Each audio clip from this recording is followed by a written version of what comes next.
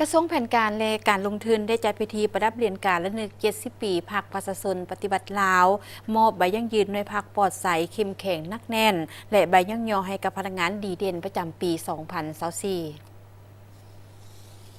พิธีประดับเหรียญการระลึก70 ปีภาคประชาชนปฏิบัติลาวจัดขึ้นในตอนเช้าของวันที่26 มีนา 2025โดยการเป็นประธานของสหายเพชรพรหมพิพักษ์เลขาคณะภาคกระทรวงรัฐมนตรีกระทรวงแผนการและการลงทุน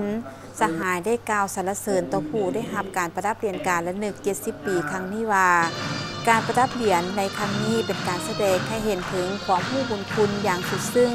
เป็นการระลึกและจดจำผลงานอันในหลวงของบรรดาสหายที่ได้อุทิศเลือดเนื้อแห้งสติปัญญาให้แก่ภารกิจต่อสู้ปลดปล่อยประเทศชาติภารกิจปกปักรักษา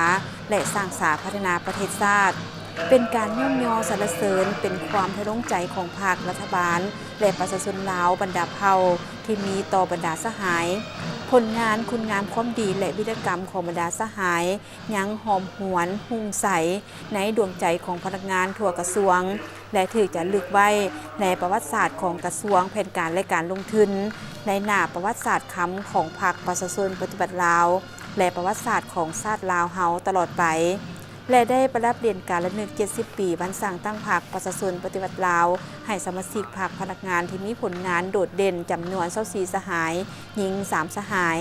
พร้อมมีสหายเพชรพรหมพิพักษ์ให้เกียรติมอบใบยั่งยืนหน่วยพรรคปลอดใสเข้มแข็งนักแน่น12หน่วยพรรคและมอบใบย่องยอให้กลุ่มกองที่มีผลงานดีเด่นในการจัดตั้งปฏิบัติหน้าที่เวียกงานตลอดระยะ1 ปีประจำปี 2024จำนวน15กลุ่มกองในนั้นมีพนักงานที่ได้รับใบย่องยอประเภท1จำนวน